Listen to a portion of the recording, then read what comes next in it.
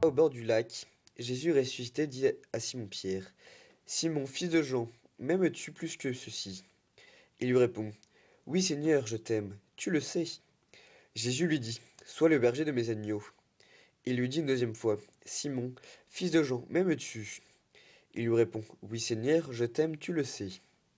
Jésus lui dit, Sois le pasteur de mes brebis. Et il lui dit pour la troisième fois, Simon, fils de Jean, est-ce que tu m'aimes? Pierre fut peiné parce que pour la troisième fois, il lui demandait, Est-ce que tu m'aimes? Et il répondit, Seigneur, tu sais tout, tu sais bien que je t'aime. Jésus lui dit, Sois le berger de mes brebis.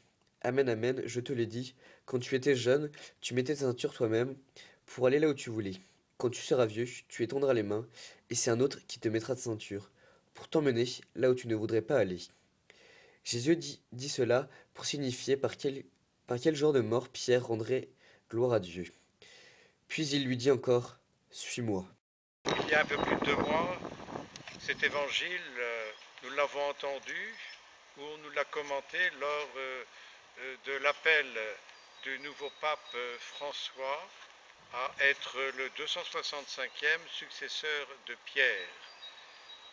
Et le pape François a entendu et réentendu cette parole de Jésus, Pierre, m'aimes-tu?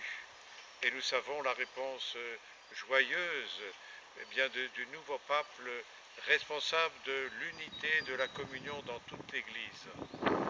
Nous entendons nous aussi ce matin cet évangile et cette interrogation, m'aimes-tu? C'est une question importante pour nous, chrétiens, baptisés, confirmés, et peut-être plusieurs parmi nous vont l'être ces temps-ci, pour réaffirmer notre foi en ce Dieu qui nous aime. En ce Dieu qui nous aime avec le meilleur de nous-mêmes, mais aussi en ce Dieu qui nous aime avec nos fragilités. Et si dans cet évangile, Jésus fait souligner à Pierre cette fragilité, parce que le même Pierre a été capable de dire « je ne connais pas cet homme » par 3 fois, dans le même temps, il est capable de dire « Seigneur, tu sais bien que je t'aime ».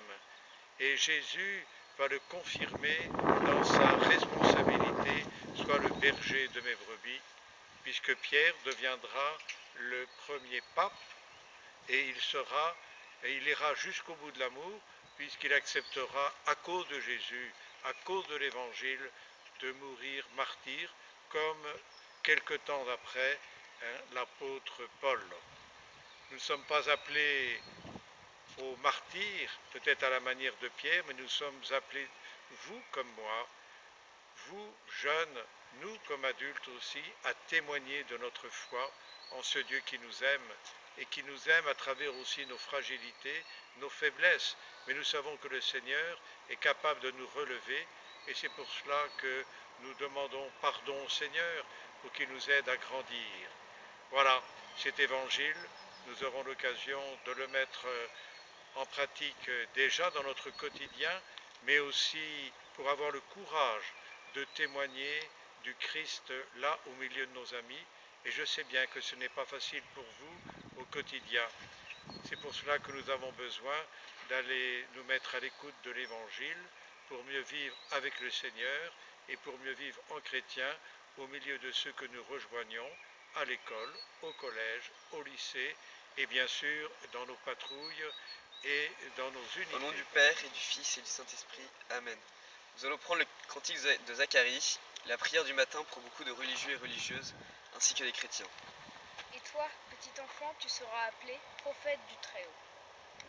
Tu marcheras devant, à la face du Seigneur, et tu prépareras ses chemins, pour donner à son peuple de connaître le salut par la rémission des péchés, grâce à la tendresse, à l'amour de notre Dieu, quand nous visite l'astre d'en haut, pour illuminer ceux qui habitent les ténèbres et l'ombre de la mort, pour conduire nos pas au chemin de la paix.